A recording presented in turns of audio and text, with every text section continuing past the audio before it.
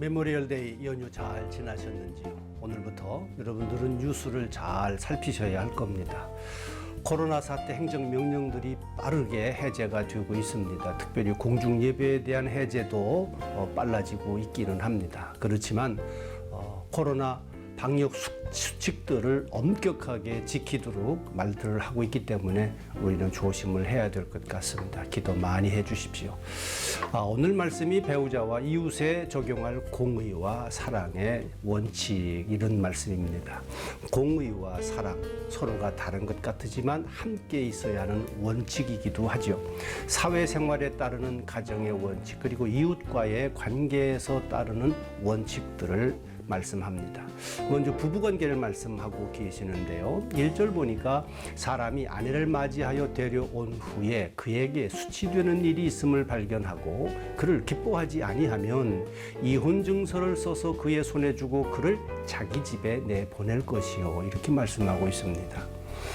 배우자의 과거 혹은 불륜, 이런 것들을 남편이 알게 된다면 어떤 행동을 취할 수 있을까? 물론 남편이 받아들여 준다면 문제가 없겠지만 그렇지 아니할 경우에라면 증서를 주고 이혼을 해서 그 여자도 재혼할 수 있는 길을 열어두라고 말씀을 합니다. 지금으로는 그게 별 특별한 것 아닌 것 같지만 그 당시로는 만약에 여자가 불륜이었다고 하는 것이 밝혀지면 돌로 쳐서 죽일 수도 있는 엄청난 일이기도 했습니다. 또 남편 마음대로 처리를 해도 누구 하나 뭐라고 말하지 않던 그런 시대였지 않습니까? 그러니까 요즘도 범죄와 인권의 한계가 말이 많고 또 모호한 상태에 있는 이때에 이런 말씀하셨다고 하는 것은 한번 우리가 원리를 생각해 볼 필요가 있습니다. 또 다른 케이스를 또 말씀을 하시는데, 이 여자가 이혼했어요.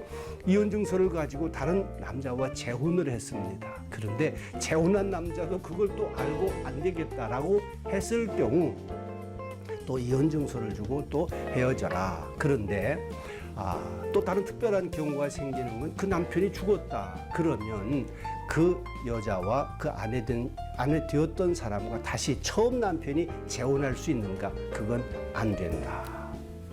이렇게 원칙을 말씀하시고 복잡한 케이스를 여러 가지 말씀하시는 이유가 있습니다. 원칙은 지식이에요. 정의입니다.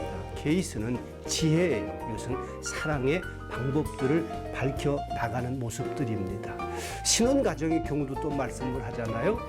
신혼 생활해야 될 남자가 있다, 신랑이 있다. 5절에 보니까요, 사람이 새로이 아내를 맞이하였으면 그를 군대로 내보내지 말 것이요, 아무 직무도 그에게 맡기지 말 것이며 그는 1년 동안 한가하게 집에 있으면서 그가 맞이한 아내를 즐겁게 할지니라. 군대 면제받습니다. 1년 동안 집에 머뭅니다. 뭘 해야 할까요? 요즘 우리 남편들에게는 조금 그렇게 반가운 소식은 아닐 겁니다. 그런데 영어 성경에 보니까요, Bring happiness to the wife. 1년 동안 머물면서 신랑이 해야 할 일은 아내를 행복하게 해주는 일이라는 거예요. 한번 깊이 명심할 수 있게 되시기를 바랍니다. 아내분들은 잊어먹으세요. 남편에게 너무 강요하지 마시고요. 또 계속해서 사회생활, 이웃과의 원칙들의 말씀을 하시는데요.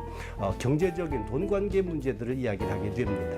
포인트는 가난하게 된 연약한 이웃들을 배려하고 또 자비를 베풀어야 한다, 이렇게 말씀을 하시는 것이죠. 맷돌 생활의 필수품이었습니다. 그걸 전당 잡지 말아라. 사람을 유인하고 납치하고 인신매매한다. 사형에 처해라. 악을 제거하기 위해서 그렇게 해야 한다고 말씀을 합니다. 죄와 인권에 대한 것을 다시 한번 말씀합니다. 특별히 나병 환자, 악성 피부병이죠. 전염병입니다. 이건 격리 조치해야 할 것.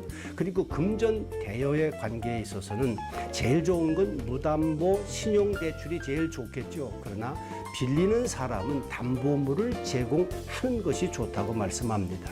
특별한 것은 극빈 가정에서 받은 담보물 해가 지기 전에 돌려주어라. 13절에 보니까요, 해 질 때에 그 전당물을 반드시 그에게 돌려줄 것이라. 그리하면 그가 그 옷을 입고 자며 너희를 위하여 축복하리니 그 일이 네 하나님 여호와 앞에서 네 공의로움이 되리라. 이건 가난하고 힘든 사람은 그날 먹고 잠자기도 쉽지 않은 거죠. 그런 사람들을 돌보아야 할 것들을 말씀하고 있습니다. 현대 성도들의 삶의 원칙이라고 할 것은 무엇이 있을까요? 우리는 지금 자유와 권리를 너무 많이 앞세웁니다. 그것보다는 연약한 이웃을 향해 베풀면서 살아가는 것이 우리 현대 성도들에게도 아름다운 원리가 되고 원칙이 될 줄로 믿습니다. 기도하겠습니다. 사랑하는 주님, 남편은 아내를, 아내는 남편의 행복을 위해 살 수 있는 지식과 지혜를 깨닫게 해주시기를 간절히 기도합니다. 내 생활만 아니고 연약한 형제와 자매도 돌보면서 베풀며 사는 참 성도가 되도록 은혜 베풀어 주시옵소서. 오늘도 우리 자녀들을 축복합니다. 하나님, 우리 자녀들 지혜와 건강을 주셔서 안전하게 자라게 하시고 믿음 가운데에서 장성해 나가는 복된 자녀 되게 해 주시옵소서. 예수님 이름으로 간절히 축복하며 기도하옵나이다. 아멘.